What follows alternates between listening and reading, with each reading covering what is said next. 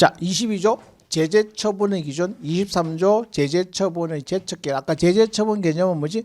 의무 위반에 대해서 하는 여러 가지 제재를 말하는 것이죠. 근데 22조는 별거 없습니다. 뻔한 이야기들죠. 제재처분의 근거가 되는 법률에는 제재처분의 주체, 사유, 유형 및 상한을 명확하게 규정하라. 특히 상한을 정하라는 것이죠. 이 경우 제재처분의 유형 및 상한을 정할 때는 해당 위반 행위의 특수성 및 유사한 위반 행위의 형평성도 종합적으로 고려해라. 뭐 뻔한 이야기죠. 이 항은 한 번 더 나옵니다. 재량이 있는 제재처분을 할 때 또 이 사안을 고려하라는 거죠. 동기, 목적, 방법, 결과, 횟수 등등등이 되겠죠. 그래서 22조장은 그렇게 특이한 사안이 아닙니다. 그런데 23조 3항, 이건 아주 중요하죠. 자, 제재처분의 제척기간.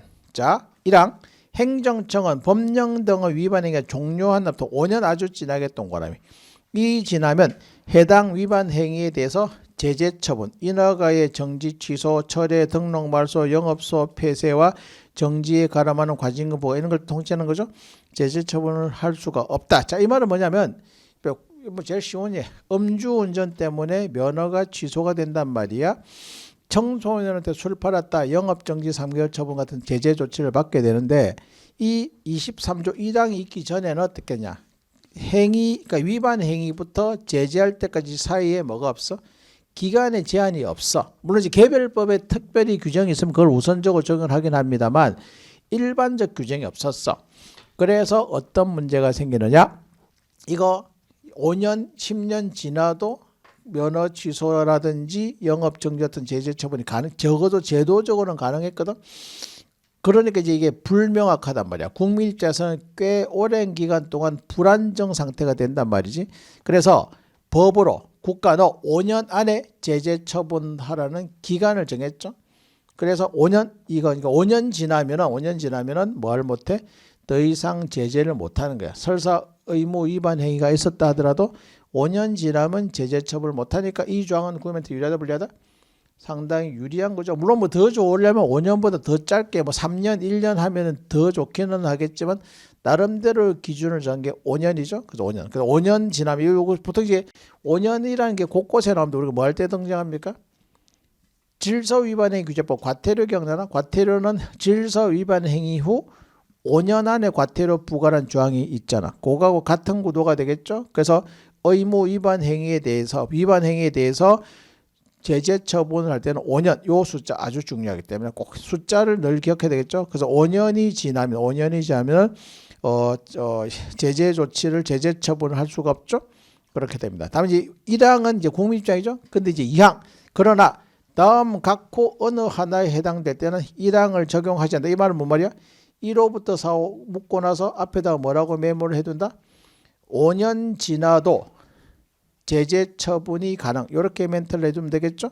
그럼 우리가 5년 지나면은 제재를 못하는 이유는 뭐야? 역시 신뢰보원칙이 반영되어 있죠.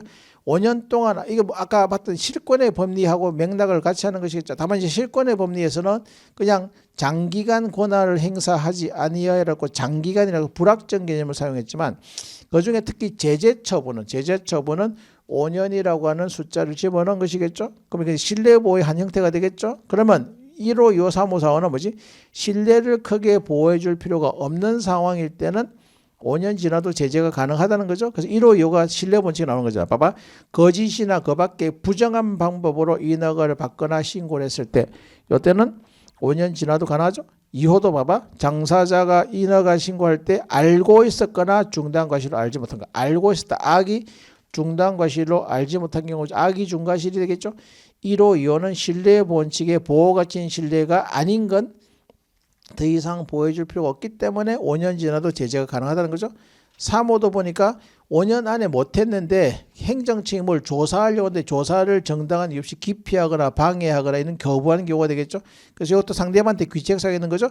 정당한 사유 없이 조사, 출입, 검사를 기피, 방해, 거부하여 제척기간이 지난 경우 이때는 5년 지나도 가능하다고 보는 거죠. 4호, 제재 처분을 하지 않으면 국민의 안전, 생명, 환경을 심각하게 있다. 전체 공익이죠. 전체 공익을 위해서는 5년 지나도 가능하다. 요 네 가지는 시험 문제 잘 나왔죠. 그렇게 기억해서 보시고. 그리고 사망은 또 뭐냐면 1항에도 불구하고 행정심판 재결이나 법원의 판결에 따라 제재 처분이 취소 철회된 경우는 재결이나 판결 1년 동안입니까? 이건 이거죠. 내가 청소년한테 술을 팔았어. 그런데 영업정지 3개월 처분을 받았거든. 심판소송을 제기했어. 그런데 영업정지 3개월 처분이 위법화돼서 취소가 됐단 말이야. 그럼 이제 다시 처분을 해야 된단 말이야. 그거는 더 빨리 해. 1년 안에 하라. 그러니까 1년. 그리고 합의쟁정관청은 위원회니까 합의하려면 시간 좀 걸리죠.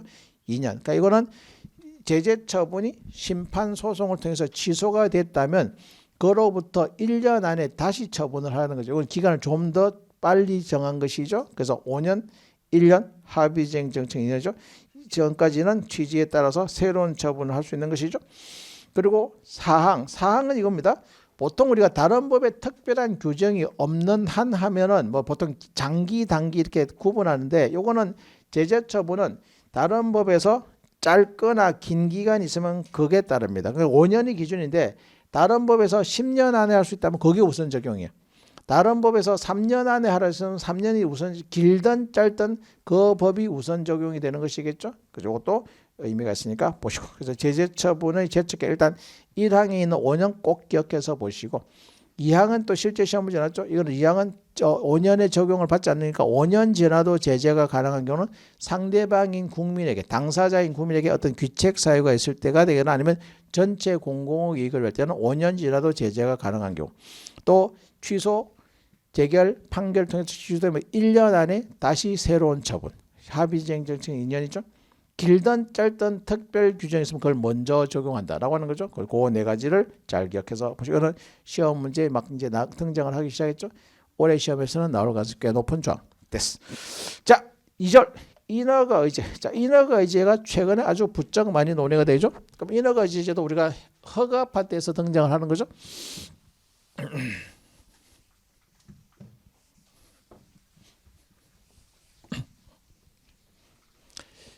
자, 우리가 인허가 의제는 출발이 허가의 효과는 상대적이다 라는 말을 시작하죠. 어떤 하나의 행위를 하기 위해서 A 허가도 필요하고 B 허가도 필요하고 C 허가도 필요하고 D 허가도 필요해. 그런데 각각 개별법에 따로따로 규정이 돼 있단 말이야. 그러면 나이가 원래대로 하면 A 허가, B 허가 각각 따로따로 신청해서 따로따로 허가를 받아야 비로소 행위를 할 수 있는데 A 허가 관청은 해주는데 B가 안 해줘. B도 했는데 C가 안 해줘. 그러면 모든 허가가 다 내려져야지만 행위를 금지된 행위를 할 수 있으니까 국민 입장에서는 상당히 번거롭고 절차가 지연되죠. 행정청이 또 내 맘 같지 않아 가지고 바로바로 신속하게 업무를 처리하지 않고 미루다 보면은 국민 입장에서는 허가를 받아서 행위를 하고 싶은데 그게 지연되는 거죠. 그래서 이거를 어떻게 할 것이냐? 한 방에 해결하자는 거죠. 그래서 그 중에서 가장 핵심 인허가 이게 이제 편의상 주된 인허가라고 표현합시다. 편의상 A 허가가 가장 핵심 인허가라고 치자. 그럼 주된 인허가를 받으면 나머지 B, C, D 허가 이걸 보통 이제 법조문에서 관련 인허가죠. 관련된 인허가는 B 허가, C 허가, D 허가죠. 이걸 관련 인허가라고 하는데 요것들을 따로따로 받지 않아도 한 번에 다 받은 것으로 쳐줍시다. 요게 인허가 의제 제도가 되겠죠. 그럼 인허가 의제 제도는 국민한테 유리한 거 불리한 거? 유리한 거죠. 한 방에 해결하니까 신속하게 사업을 추진할 수 있고요. 한 방에 그러니까 또 절차가 아주 간소화되는 장점들이 있는 것이겠죠. 그래서 이거 국민한테 아주 유리한 제도이기 때문에 상당히 중요하게 다뤄지는 것이고 다만 이게 개별법에 아름아름 있었지만 행정기본법에 일반법 규정이 신설되어 들어갔다는 것이겠죠. 일단 이게 인허가 의제 제도의 기본적인 취지다. 그럼 일단 조문을 보면서 해볼까요? 1항 2절에서 인허가 의제란 하나의 인허가 편의상 주된 인허가죠. 를 받으면 법률로 정하는 바에 따라 그와 관련되는 여러 인허가, 관련 인허가라고 줄여서 얘기한 거죠.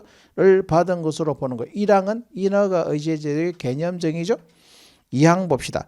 인허가 의제를 받으려면 주된 인허가를 신청할 때 관련 인허가에 필요한 서류를 함께 제출해야 된다. 그러니까 내가 따로따로 제출해 가지고 여기 행정청끼리 취합하는 게 아니라 처음부터 여기다가 신청을 할 때 A 허가 요건 관련 서류, B, C, D 허가 관련 서류를 여기다가 한꺼번에 제출하라는 게 2항의 취지죠. 그래서 그렇게 된다. 다만 불가피한 사유로 함께 제출할 수 없을 때는 주된 인허가 행정청이 별도로 정하는 기한까지 제출할 수 있다. 그러니까 원래 한꺼번에 다 제출하는 거지만 D 허가 관련되는 서류가 아직 좀 미비해.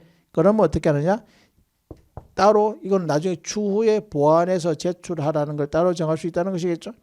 그렇게 크게 뭐 어려운 건 아니니까 한번 읽어 취지만 충분히 이해해서 보시면 되죠. 2항 됐고. 자, 3항. 주된 인허가 행정청은 주된 인허가를 하기 전에 관련 인허가에 관하여 미리 관련 인허가 행정청과 협의가 동그라미죠. 이건 뭔 말이야? 여기서 한꺼번에 칠판 봐. 여기서 한꺼번에 심사를 하죠. 근데 아무래도 A 허가관청은 직권은 잘 알아. 그런데 B, C, D 허가는 자기 사무가 아니니까 아무래도 잘 모르는 경우가 많겠죠. 그럼 어떻게 하냐? 여기서 한꺼번에 이걸 다 심사한다는 게 인허가 의제제도 취지이기 때문에 B, C, D 허가의 요건에 대해서는 아무래도 B, C, D 허가관청이 더 잘 아니까 협의를 해서 한꺼번에 주된 인허가 하라라는 취지가 되겠죠. 이것도 다 책에 나와 있는 내용들입니다. 근데 그 조문을 반영한 거죠. 그 3항 그대로 있죠. 주된 인허가 행정청은 주된 인허가를 하기 전에 관련 인허가에 관하여 미리 인허가 행정청과 협의하라 라고 되어 있죠. 그럼 4항 관련 이어지는 거죠. 관련 인허가 행정청은 제3항에 따른 협의를 요청받으면 그 요청받을 자 20일 숫자가 나오네요. 이거는 아직 시험에 나온 적 없지만 늘 숫자는 주의해서 보셔야죠. 20일 이내에 의견을 제출하는 것이겠죠. 20일 이내에 제출한다. 이 경우 전단에서 정한 기간이 되겠죠. 기간 내에 협의 여부에 가서 의견을 제출하자면 협의가 된 거니까 20일 안에 의견을 내야 되는데 20일 내에 안 내면 협의한 걸로 보고 여기서 처리하면 된다는 것이겠죠. 일단 20이라는 숫자는 한 번 정도는 동그라미. 이거는 조금 생소하죠. 아직 기출문제는 데서 나온 적은 없지만 숫자는 늘 잠재적으로 출제가 있으니까 한번 봐두시고요. 됐습니다. 자, 그리고 5항 3항에 따라 협의 요청을 받은 관련 인허가 행정청은 해당 법령을 위반하여 협의에 응하면 안 되겠죠. 그리고 당연한 것. 다만 관련 인허가에 필요한 심의, 의견 청취 등 절차에 관해서는 법률의 인허가 의제 시에도 해당 절차를 거친다. 명문의 규정이 있는 경우만 이를 거친다. 아유, 단서조항은 어떤 의미가 있어? 이거지. 우리가 인허가 의제 제도는 행정법에 보면 계획에 어떤 거하고 같은 연결고리가 있어? 계획 승인해 주면은 나머지 인허가 받지 않아도 한 번에 받은 거 받아. 여기 집중효라는 표현을 썼죠. 행정계획에서는 집중효죠. 그런데 행정계획 때 그거 기억납니까? 의제되는 인허가, 관련 인허가의 절차 규정이 있어. 그럼 절차 규정이 있다. 그럼 우리가 절차 규정을 둔 취지를 충분히 살리려면 관련 인허가 있는 절차 규정도 다 개별적으로 밟은 다음에 주된 인허가를 하는 것이 유리해 보여. 그런데 우리가 인허가 의제의 기본 취지는 뭐냐? 신속하게 사업을 추진하기 위하고 절차를 간소화시키는 것이 인허가 의제 제도의 취지인데 개인의 권리구제 절차 규정을 강화한다는 명분 아래 인허가 의제 관련 인허가의 절차 규정을 다 밟을 경우에 너무 지연되잖아. 그래서 판례가 어떻게 하냐? 요는 관련되는 인허가의 절차 규정이 있을 때는 요거는 하지 않고 주된 인허가면서 절차를 한꺼번에 묶어서 하는 거죠. 절차 집중서 요 이야기죠. 그것이 반영된 겁니다. 그래서 그러면 단서조항 한번 읽어볼까요? 인허가에 필요한 관련 인허가에 필요한 심의, 의견 청취 등 절차에 관해서는 법률의 인허가 의제 시에도 해당 절차를 거친다. 명시적인 경우가 있는 경우에만 거친다. 이 말은 뭐야? 또 뭐입니까? 그래서 절차 규정은 원칙적으로는 절차 규정을 준수하지 않아도 돼. 다만 인허가 의제 규정에서 관련 인허가의 절차 규정을 꼭 밟아라는 특별 규정, 명시적인 규정이 있을 때만 거친다. 그럼 반대로 하면 그런 특별한 규정이 없으면 이 의제되는 인허가, 관련 인허가의 절차는 밟지 않아도 된다. 그러니까 기존에는 판례가 그대로 반영된 거죠. 이것도 또 조문 또 이것도 왜 이랬는지 모르겠지. 이것도 하면 명시적인 경우가 없는 한 뭐 절차를 거친다. 요게 사실 원칙이잖아. 근데 예외를 또 명문 규정을 해버린 것이죠. 그래서 이거 다만 조항의 의미는 그러니까 이런 조문들은 조문을 기계적으로 외워서 될 문제는 아니야. 예, 말씀드린 것처럼 조문의 취지를 잘 기억해서 보시면 되고 우리가 이제 기존하는 것은 뭐죠? 관련 인허가의 절차 규정은 밟지 않아도 된다는 게 판례 입장이죠. 그래서 그건데 조문은 뭡니까? 규정이 있을 때만 거친다라고 됐으니까 규정이 있으면 거치겠지만 절차 규정을 밟으라는 규정이 있으면 되겠지만 그런 규정이 없는 한 명식 규정이 없는 한 관련 인허가의 절차는 밟지 않아도 된다. 기존의 판례를 법에 그대로 반영시킨 걸 볼 수 있죠. 자, 그게 24조 5항. 그러니까 이런 것들을 우리가 조문을 직접 안 읽어보면 조금 생소하죠. 읽어보시면 됩니다. 자, 25조 인허가 의지 효과. 이거는 뭐 원론적인 이야기죠. 봐. 따라서 협의가 된 사안에 대해서는 주된 인허가를 받을 때 그러니까 협의를 받아야 의제 효과가 생기는 것이겠죠. 관련 인허가도 받은 거로 본다. 그리고 인허가 의제 효과는 주된 인허가 법률에 규정된 관련 인허가에만 한정되는 거죠. 명문에 규정이 있는 관련 인허가만 효과가 생기는 거죠. 그리고 26조는 살짝 체크. 자, 우리가 인허가 의제 제도의 취지는 뭐야? 여기서 이걸 한꺼번에 다 심사해서 한 방에 해결한다는 의미잖아. 근데 인허가 의제 효과가 발생했어. 그러면 그 다음부터는 이 허가는 각각 별개의 독립된 인허가야. 그러니까 인허가 과정에서 한 번에 여기서 심사한다. 물론 이제 여기서 심사할 때 뭐라고 돼서 협의하라는 규정이 있죠. 협의를 거친 다음에 한 번에 했단 말이야. 그러면 일단 인허가 의제 효과가 발생하고 난 다음부터는 B허가, C허가, D허가는 각각 별개야.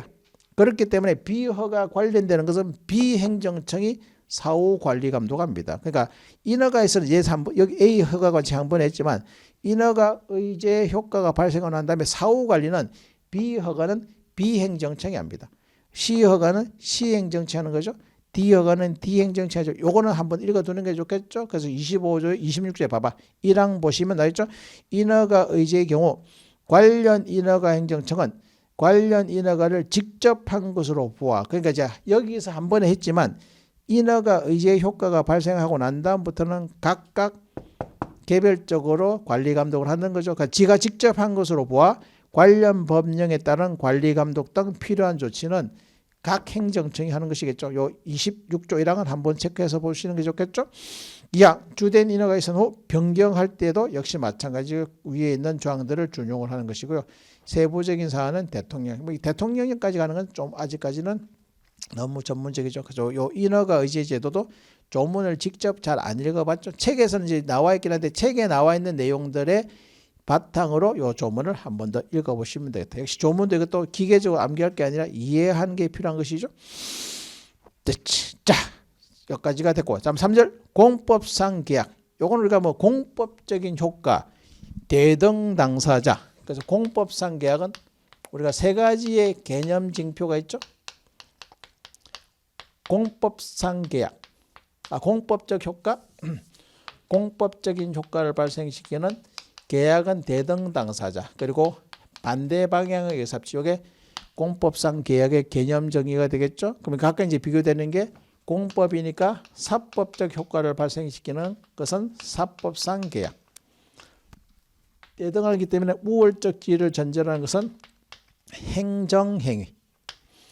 그리고 반대 방향의 의사합치이기 때문에 동일한 방향의 의사합치. 요거에 관한 것은 합동행위가 됐죠. 합동행위가 되는데, 근데 시험 문제는 뭐 물어본다고? 요 공법상 계약과 행정행위가 서로 비교되는 거죠. 대등하다, 수평적으로 반대 방향. 행정행위는 우월적이다, 수직적인 것이다. 권력적인 작용, 비효율적. 요거죠. 요거는 이제 책에서 열심히 나와 있고요. 법조문은 그렇게 크게 특이한 게 있지는 않습니다. 일단 공법상 계약은 조문, 이건 첫 번째 의미. 공법상 계약은 행정절차법의 규정이 신설된 게 아니라 행정기본법에서 신설됐다는 것을 첫 번째로 딱 기억해서 보시고요. 그리고 조항들은 그렇게 특이한 건 없습니다. 1항 볼까요? 행정청은 법령 등을 위반하지 않는 법, 위반하지 않는 법이니까 뭐라는 게 법률 우위 원칙이죠. 공법상 계약은 수평적인 대등한 의사합치 계약이기 때문에 근거는 없어도 된다는 게 일반적인 입장이야. 그러나 법률 위에는 모든 영역에 다 적용된다고 했죠. 그래서 법령 등에 위반하지 않는 범위니까 법률 우위 원칙을 준수한 범위 내에서 행정 목적을 달성해서 필요한 경우에 공법상 법률 관계에 대한 계약, 공법상 계약을 체결할 수 있죠. 이 경우 계약의 목적 내용을 명확히 적은 계약서, 계약서 작성 요거 살짝 지납죠. 공법상 계약은 문서로 하는 걸 원칙으로 삼았죠. 과거에는 공법상 계약은 방식에 특별한 제한이 없었다. 문서 구술 다 가능하다라는 것이 학자들의 일반적인 평가였지만 행정기본법에서 공법상 계약을 신설하면서 계약서 작성하라. 문서로 하라는 것을 명문으로 규정으로 둔 것이죠. 기억. 2항. 행정청은 공법상 계약의 상대방을 선정하고 계약 내용을 정할 때는 공공성 제3자 이해관계 고려. 요것만 밑줄치면 되겠죠. 근데 여기 또 뻔한 이야기죠. 공법상 계약을 체결할 때는 전체 공공의 그리고 제3자의 이해관계를 종합적으로 고려해라. 그러니까 조문 하나 달랑 들어있기 때문에 여전히 좀 미흡하기는 하지만 어쨌든 상징적으로 행정기본법에 신설되어 들어갔다는 점을 고려. 행정절차법에는 여전히 공법상 계약 규정이 없습니다. 그거 주의해서 보시고. 4절 과징금. 과징금은 우리 책에서는 3편 실효성 확보 수단이죠. 과징금은 뭐야? 부과하죠. 징벌적 의미로 부과하는 금전적 제재. 뭐였습니까? 본래 과징금은 불법적 이익 박탈하는 게 본래 과징금. 변형된 과징금은 뭐지? 영업을 정지시켰으면 좋겠는데 일반 국민들이 불편하니까 영업허가 취소 정지하는 것 대신에 부과하는 것이 금전적 제재가 변형된 과징금이죠. 그래서 그 두 가지가 기능을 하고 있는데 다만 이제 이 과징금은 3편 실효성 확보서에 나오는 건데 여기 있는 조문들은 별로 크게 특이한 거 없습니다. 그냥 편하게 읽어보면 되죠. 1항 기준 28조 1항이죠. 법령 등에 따른 의무를 위반한 자에 대해서 법률로 정한 바에 따라 위반 행위에 대한 과징금을 부과할 수 있다. 뻔한 얘기죠. 2항도 뻔합니다. 과징금 부과되는 법률에는 이런 걸 명확하게 규정하라. 주체, 사유, 특히 상한액입니다. 상한액을 그러니까 상한이죠. 법은 상한을 정해야 돼. 우리가 하한을 하면은 뭐야? 최소 이거 이상 주는 거니까 상한이 없으니까 이거는 뭐야? 국민 입장에서 오히려 불리하죠. 그러니까 아무리 과징금을 부과하더라도 법에서는 뭐 정해? 상한을 정하는 거죠.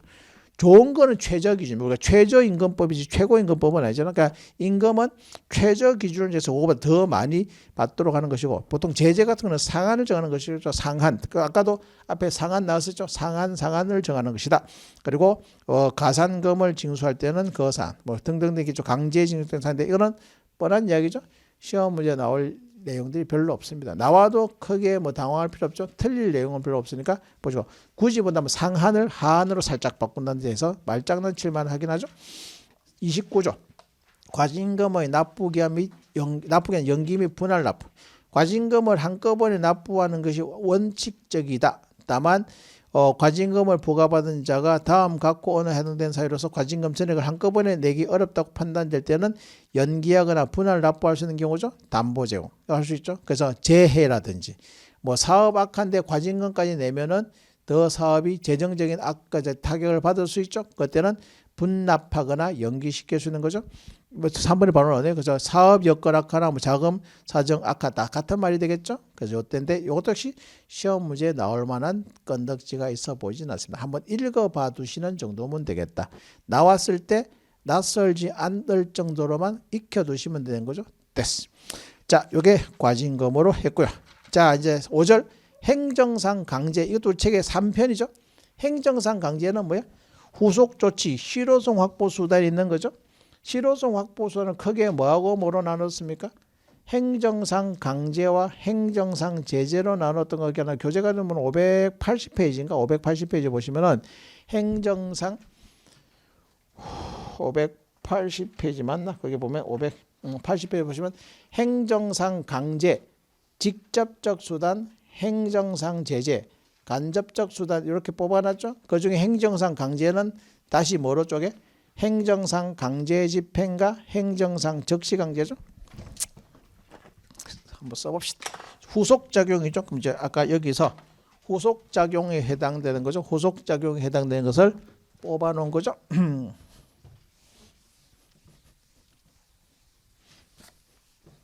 책에 아마 틀렸죠. 행정의 실효성 확보 수단 후속 작용은 행정상 강제와 행정상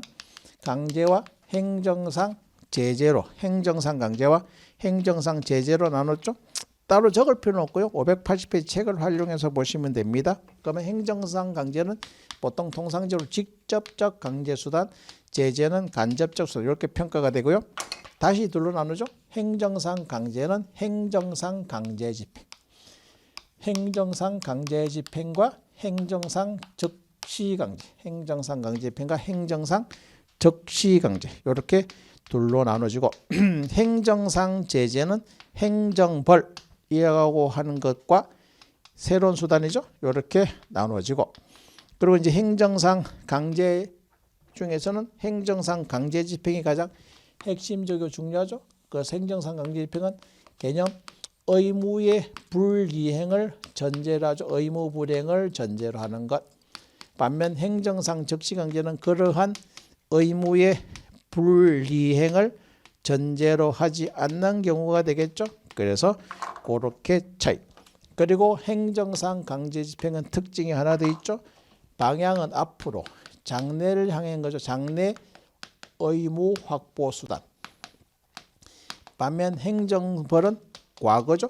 과거의 의무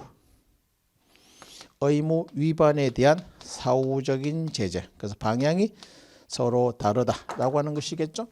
그리고 행정상 강제 집행이 제일 중요하기 때문에 다시 네 가지의 세부적인 수단들이 집행 수단이 나죠.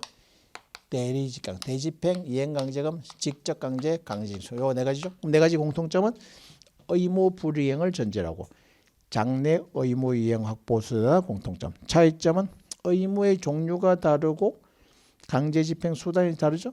그래서 대집행, 대체적 자기 의무, 대신 집행하고 비용 걷어가는 게 대집행. 이행강제금은 비교되죠. 비대체 또는 부작위 의무. 대신 그래서 이거는 본인이 스스로 하지 않으면 누가 대신해 줄 수 없으니까 본인이 스스로 의무를 이행할 때까지 강제로 돈 매기는 거. 이게 이행강제금. 직접 강제는 의무의 종류는 제한이 없지만 신체 재산에다가 직접 실력 행사하는 것. 강제징수는 의무 중에 특히 돈 낼 의무, 금전 납부 의무. 그래서 그 사람 재산에다가 실력 행사한 걸 강제징수가 되겠죠. 그래서 거기 있는 조문들은 기존에 우리가 뭐 학자들이 말하고 있는 걸 그냥 조문을 개념 정의를 그냥 그대로 한 것이기 때문에 크게 의미가 있지는 않습니다. 이 조문이 없어도 이미 다 인정되고 있던 것이죠. 그래서 그걸 해놓은 것이고 그리고 이제 적시강제는 이게 목전에 급박한 행정상을 정해죠. 미리 의무를 명할 시간적인 여유가 없을 때가 되겠죠. 아니면 의무를 명했을 때 뭐 목적 달성이 불가능한 경우가 되겠죠. 그래서 즉시 현장에서 곧바로 공권력을 행사하는 것을 적시강제라고 되는 거죠. 그래서 이렇게 되는데 다만 이제 그 조문 30조 조항인가요? 그 30조 조항은 그냥 행정상 강제의 그냥 개념 정의를 쭉 해놓은 거야. 다만 그 중에 대집행이나 강제징수는 뭐가 있어? 행정 대집행을 아주 자주 빈번하게 일어나니까 행정 대집행법에 아주 자세한 내용이 있어. 행정상 강제징수도 국세징수법에는 더 자세한 법령 규정이 있는 것이지. 그래서 여기서는 그냥 개념만 해놓고 더 이상 조문에서는 안 나타나 있어. 그러나 이행강제금과 직접강제 그리고 적시강제도 사실 경찰관 직무집행법이라는 일반법으로 평가가 되는데 요거는 개별법 형태로만 존재하기 때문에 이제 이행강제금에 대한 조금 더 세부적인 내용, 직접강제에 대한 조금 더 세부적인 내용을 규정을 하고 있죠. 특히 이제 이행강제금 관련되는 조항들이 조금 많이 들어가 있죠. 거기 이제 입법의 배경이 그렇게 돼 있으니까 그렇게 보시면 되겠죠. 그럼 이제 그렇게 근데 이거는 그게 크게 뭐 특이한 내용이 있거나 뭐 아주 중요하게 주목해야 할 조문들은 거의 없고 기존에 우리가 책의 본문에서 했던 내용들이 그냥 그대로 확인하는 수준이니까 너무 크게 부담을 가질 필요 없다. 한번 같이 읽어볼까요? 1항 30조 1항이죠. 행정청은 목적 달성을 위해서 필요한 경우에 역시 법률로 정하는 바에 따라 필요 최소한 이거 계속하죠. 법률로 정한다. 법정주의죠. 필요 최소한 비례원칙이죠. 그래서 1호죠. 행정 대집행 의무죠. 의무를 로서 타인이 대신 행할 수 있는 거. 이게 대체적 자기 의무죠. 다른 수단 확보가 곤란했고 보충성이죠. 공이 있고 그러니까 대집행의 요건이 대보공이죠. 행정 대집행에 있는 개념 정의를 여기 한 번 더 확인한 겁니다. 그래서 대보공이죠. 그랬을 때 스스로 하거나 제3자한테 하고 비용을 징수하는 게 행정 대집행. 대집행 개념은 그대로 복붙한 거죠. 2호 봅시다. 이행강제금 의무를 이행할 때 적절한 이행기간 정하고 이행하지 않으면 금전을 부과한다. 그러면 이거는 보통은 우리가 대체, 비대체 이렇게 서로 비교되잖아. 근데 여기는 왜 비대체라는 말을 빼놨냐? 그거 기억나나? 보통 우리가 대체적 자기 의무의 불이행에 대해서는 대집행, 비대체 부작위 같은 경우에는 이행강제. 보통 이제 그렇게 알고 있죠. 그게 틀린 건 아니죠. 그런데 우리가 판례 어떤 판례가 있으지? 대체적 자기 의무 불이행에 대해서도 뭐 가능하다? 이행강제금 가능하다라는 판례겠죠. 그게 여기서 반영된 것으로 또 볼 수 있는 것이겠죠. 그러니까 뭐 여러분들 그렇게까지는 분석할 필요는 없어. 다만 이제 옷은 비대체인데 왜 그 표현이 없습니까라고 했을 때 보통 이제 학문적으로는 비대체 또는 부작위 의무 위반일 때 이행강제금이지만 판례가 모두 보고 있지 대체적 자기 의무의 불이행에 대해서도 이행강제금 보관하다라는 판례 입장이기 때문에 그게 법에 좀 반영된 걸로 볼 수 있다는 거죠. 그래서 2호는 그 이야기죠. 이행강제. 일단 포인트는 돈 매기는 거죠. 이행 안 하면은 돈 매기겠다. 이행강제. 직접강제. 역시 의무의 종류는 상관없지만 신체의 재산에 실력을 한 거죠. 직접 실력을 행사하는 것이다. 강제징수는 의무 중에 금전급보 의무. 재산의 실력을 하는 거죠. 이게 강제징수. 그리고 5호 적시강제죠. 이거는 현재의 급박한 행정상의 장애 상당히 뭐입니까? 긴급 상황이 되겠죠. 그랬을 때 곧바로 신체 재산의 적시 실력 행사하는 경우죠. 그래서 어떤 경우냐 봐. 의무를 명할 시간적인 여유가 없는 경우. 나 의무의 이행을 명하는 것만은 목적 달성이 곤란하는 경우가 되겠죠. 그러면 이제 보통 감염병 환자 강제 격리는 곧바로 하는 거죠. 또 불법 마약 같은 거 현장에서 곧바로 수거하는 것은 명했다가 안 하면 걷어간다. 강제 집행이라는 수단이 적절하지 못한 것이겠죠. 그래서 이거는 바로 현장에서 공권력을 발동해서 압수하는 것이겠죠. 그 경우인데 뭐 적시강제의 기본 개념들이 그냥 그대로 다 반영돼 있죠. 2항 행정상 강제 조치에 대해서 이 법에서 정한 사회에 필요한 따로 법률을 그러니까 따로 다 특히 이제 뭐야 행정 대집행이라든지 그다음에 강제징수는 따로 법이 있죠.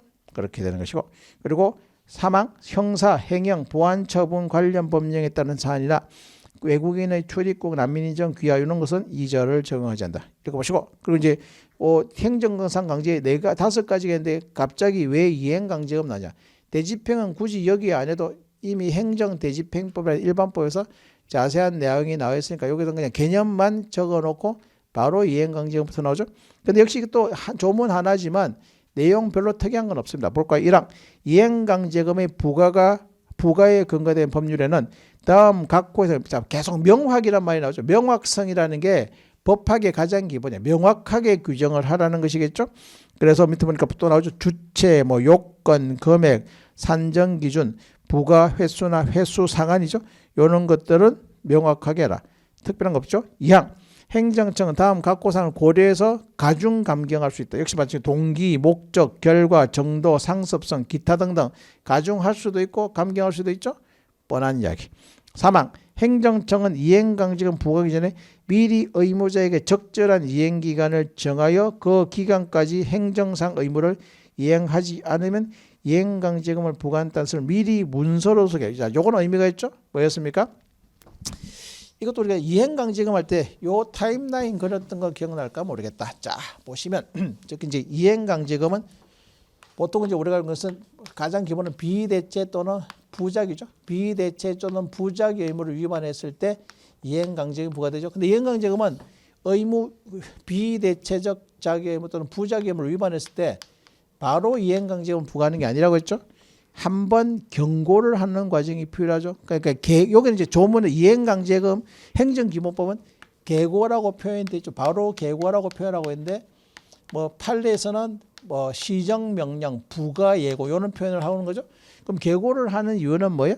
상대방이 스스로 의무를 이행하게끔 어느 정도 기간을 정하는 거죠. 그래서 보통 계고할 때는 이행기간을 정하는 거죠. 이행기간을 정하고 그럼 이행기간 안에 하면은 이행강제금을 부과 안 하고 이행기간 지났는데도 안 하면은 그러면 이행강제금을 부과하는 요 구조가 되겠죠. 그래서 의무 위반 행위가 있다고 해서 의무 위반 행위에 대해서 곧바로 이행강제금을 부과하는 게 아니라 어떤 절차? 계고, 시정명령을 하라는 것을 명문으로 밝혀놓고 있는 거죠. 그래서 사망은 좀 의미가 있는 것이고 1항, 2항은 뭐 뻔한 이야기들을 해놓은 것이고 사망은 의미가 있죠. 부과하기 전에 미리 의무자한테 자 적절한 이행기한. 적절한 기간 꼭 며칠이지는 않아죠. 상황에 따라서 달라지겠죠. 이행기간을 정해서 이행하지 않으면 이행간 번호를 미리 문서로서 문서로 계고죠. 그리고 사망은 적절한 이행기간 밑줄 문서로 계고 밑줄 쳐놓죠. 자, 상 행정청 의무자가 재사망했다는 계고서에 정한기까지 이행하지 아니한 경우에는 이행강제금의 부과 금액 사유 시기를 역시 문서로 이행강제금은 국민한테 불리한 하명이니까 문서로 하라고 되어 있죠. 문서로서 하라. 문서로 하라라고 하는 것이겠죠. 그래서 문서로 명확히 해서 통지하라. 그리고 5항. 5항은 뭡니까? 부과했죠. 그런데 안 해. 한 번 더 부과할 수 있을까? 가능하죠. 이것도 이행강제금을 때 배우는 거죠. 이행강제금은 반복해서 부과할 수 있죠. 할 때까지 반복해서 부과할 수 있고 그래도 일사부재의 원칙에 반하지 않는다라고 하는 거죠. 그게 한 번 더 반영되어 있죠. 사항 의무자가 사망했다는 계고에서 정한 이행하지 할 때는 사항 5항이죠. 5항을 보니까 반복해서 부과할 수 있죠. 그리고 이제 다만 의무자가 의무를 이행하면 새로운 이행강제금의 부과는 즉시 중지하되 이미 부과한 이행강제금은 징수하다. 요 5항은 우리가 뭐였습니까? 제가 타임라인 할 때 여기는 판례였잖아. 뭐였습니까? 이행기간 지났는데 의무를 이행했다. 뭐 법마다 조금씩 달랐죠. 이행강제금은 돈 받는 게 목표가 아니라 의무를 이행하게끔 하는 게 목표이기 때문에 비록 이행기간은 지났지만 요 시점에 의무를 이행을 했죠. 그러면 이행강제금 부과를 못한다는 게 학자들 입장이죠. 판례는 건축법 이행강제금 부과 못돼. 국토계획법 못해. 장기미등기자 부과하면 안 돼. 그러나 공정거래법은 가능하다는 판례가 또 최근에 나왔기 때문에 판례별로 보라고 했었죠. 그리고 지금 5항은 뭐냐? 부과했는데 요 시점에 의무를 이행했죠. 그럼 의무를 이행했기 때문에 새롭게는 부과 못해. 그러나 이미 부과된 건 징수집행이 가능하다는 거죠. 그래서 그게 이제 5항의 취지가 되겠죠. 그래서 5항은 요 부분을 설명하는 것이겠죠. 그래서 의무를 이행할 반복 부과할 수 있죠. 근데 5항의 단서 의무를 이행하면 새로운 이행강제금 부과는 즉시 중지돼 이미 부과한 이행강제금은 징수할 수 있다는 것이겠죠. 그래서 그거 기억해서 보시고 그리고 돈의 마지막은 항상 강제징수로 연결되죠. 그러니까 이행강제금이 부과되는데 안 내면 국세징수법 또는 지방행정제도 그러니까 뭐 지방세 옛날에는 지방세 징수법이었는데 법 이름은 안 외우셔도 되죠. 강제징수가 가능하다라고 하는 거죠. 고격. 32조 직접강제도 있죠. 직접강제는 대집행이나 이행강제금 부과 방법으로 의무를 확보할 수 없거나 자 이거 뭐였습니까? 우리가 보충성이라는 요건은 곳곳에 나오죠. 아까 대집행에서도 보충성 직접강제도 보충성, 적시강제도 보충성이죠. 보충성은 상대적 개념이야. 그러니까 대집행 자체에도 다른 수단으로 의무 이행 확보가 곤란할 것이란 보충성이 요건이 있지만은 넷 중에서는 뭐가 가장 강력해? 신체 재산의 직접 실력 생산은 직접 강제가 가장 강력하기 때문에 넷 중에서는 이걸 보충적으로 하라. 그러니까 1항은 뭐지? 대집행이나 이행강제금으로 목적 달성할 수 없을 때만 하라. 그러니까 직접강제도 넷 중에서는 가장 최후 수단으로 하라는 거죠. 근데 얘하고 얘가 비교되면 또 어떻게 돼? 직접강제하고 적시강제는 이거는 그래도 그나마 의무를 명할 시간적인 여유가 있지만 이거는 그런 여유가 없죠. 그래서 둘 중에서는 또 뭐가 보충적이야? 얘가 보충적이다. 그러니까 보충성이라는 개념은 상대적이죠. 그래서 32조 1항은 보충성을 반영해 놓은 거죠. 그래서 행정상 의무 이행 확보, 그러니까 대집행이나 이행강제금으로는 확보할 수 없거나 불가능할 때라. 직접강제의 보충성이 되겠죠. 2항은 뭐 기술적인 거죠. 직접강제하면 현장에 파견되는 집행 책임자는 그 폐차를 하라는 거죠. 그래서 표시하는 정표, 공무수행 중이다 이런 이제 폐차를 하라는 것이겠죠. 그리고 계고 및 통지는 31조 사항을 중조하고 그러니까 사망 미리 기간을 정해서 계고하고요. 뭐 그러 안 하면 문서로 통지하고 요거 조항을 그대로 준용하는데 뭐 별 큰 의미는 없고요. 자, 33조 즉시강제 다른 수단으로 행정 목적을 달성할 수 없는 경우 이것도 역시 보충성이죠. 그러니까 보충성도 곳곳에 들어있죠. 다만 우리가 전체적인 맥락에서는 얘도 보충성, 얘도 보충성, 얘도 보충성 약간 설명하지만 얘하고 얘 중에는 얘가 그 다음 최우수단, 얘하고 얘 중에서는 얘가 최우수단이죠. 그렇게 됩니다. 그래서 이 경우 최소한 급보소비가 되겠죠. 급보소비 즉시강제 요건은 급박성이죠. 그리고 보충성이죠. 그리고 소극성 그리고 비례원칙이 되겠죠. 그걸 반영해놨고 이항 적시강제를 실시하기 위해서 현장에 파견된 집행책임자 역시 마찬가지로 정표를 보여주는 거죠. 이유와 내용을 고지하라. 뭐 당연한 이야기들이 나와 있습니다. 한번 보시고요. 자, 6절 그 밖의 행정작용 쉬지 말고 그냥 바로 합시다. 쉬었다 1시까지인데 쉬었다 갑시다. 어차피 조금 쉬었다 한 30분 안에 끝날 수 있는데 조금만 쉬었다가 마저 보도록 하겠습니다.